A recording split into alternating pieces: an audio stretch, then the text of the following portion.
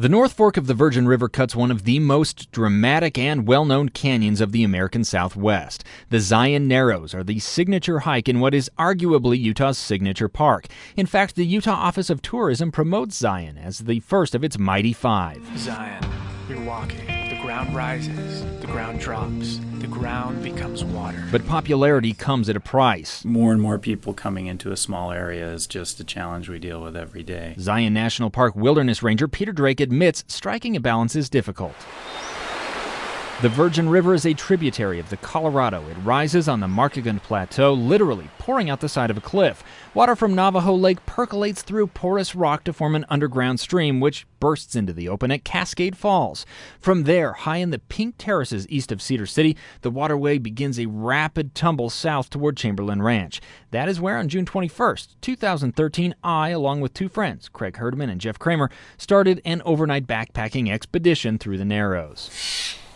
Hiking the Narrows comes with inherent risks. The path is strewn with slick rocks. The canyon's depth erases one's sense of location. The water can be bitter cold, and flash floods can turn the stream into a raging torrent. One of our mantras here is your safety is your responsibility. The National Park Service does close the Narrows and its side canyons when flows exceed 120 cubic feet per second. Other than that, we expect people to come here and have some sort of self-reliance. For our trip, the river measured a comfortably low 35 CFS.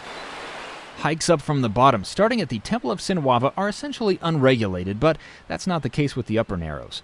Getting to the starting point for a descent at Chamberlain Ranch means a long drive on dirt roads east of the park. Hikers cross between private land, BLM land, and a wilderness study area before entering the park proper. Then they'd better have a permit. The top-down trip, we limit that to a certain number of people so that people going into that area will get to have that feeling of solitude.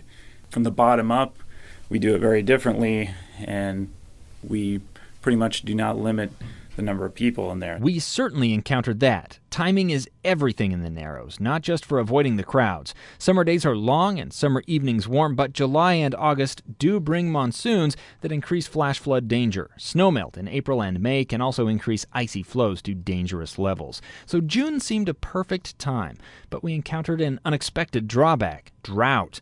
Only a short way west of Chamberlain Ranch, we all started to pay attention to our packs and water supplies. I'm at 25 pounds. Did you weigh it? Yeah. Nice. And I've probably dropped it down to 23 pounds with all the water that I've been drinking. The winter of 2012 and 2013 had dealt Utah a poor hand. Storms failed to stock the mountains with snow. At one point while hiking in the upper canyon, we turned a corner and stopped. I asked Jeff if he noticed anything odd. The river was dried up. We had hiked ahead of the river's flow. Went to go see where it stopped. Maybe there was like a hole or an obvious spot where it was seeping into the ground, and then we noticed it was creeping further and further. The idyllic canyon seen in pictures with water spanning between towering walls of red rock was no more. We blistered in the dry heat of days, slogging for hours over boulders and around stagnant pools. It's been rough. The rocks were a lot harder on my feet. National Weather Service hydrologist Brian McInerney says Utah's second straight year of drought has taken a toll. Where we got our water supply is spring snowmelt runoff, and that was low. Thankfully, the North Fork does not draw all of its water from one place. Deep Creek joins soon after hikers enter the national park boundary. We heard Deep Creek before we saw it. The sound lifted our spirits. Yeah, I'm excited to see water. I honestly thought that it would just be wind. Didn't want to get my hopes up. About half of the campsites in the upper Narrows sit between Deep Creek and Kolob Creek, which is just a short way downstream.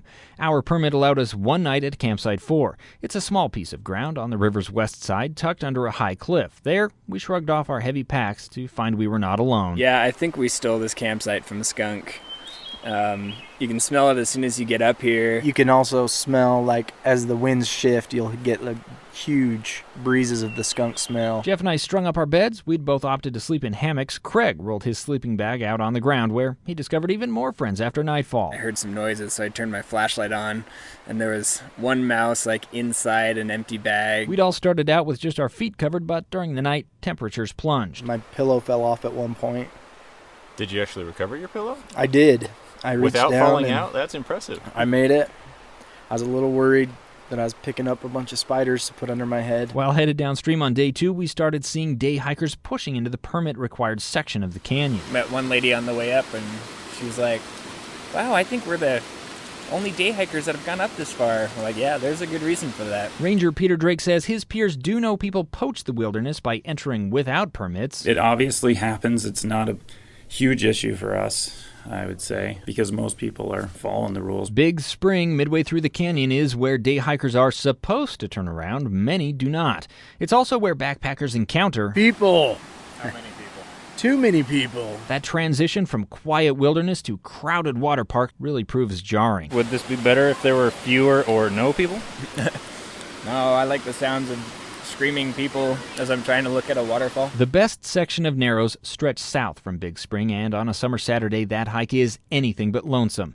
Drake says Zion's popularity actually threatens the canyon ecosystem. So there has to be some sort of management to that. In wilderness, we like to say that we're guardians, not gardeners. After 16 miles, half of them in dry solitude and the other half in a Disneyland-style mob, we exited the Narrows and boarded the park shuttle. We'd like to thank you for riding the Zion Canyon Shuttle with us today. The popularity of the Narrows is a double-edged sword. There are certainly better places to roam in the state of Utah if you are looking for isolation. Yet it's also not hard to understand why people from around the globe come here to hike the North Fork. The state will continue to promote that value, the Park Service will struggle to protect the canyon, and the people who love it will think back jealously on the early Mormon settlers who had the canyon all to themselves in the 1850s.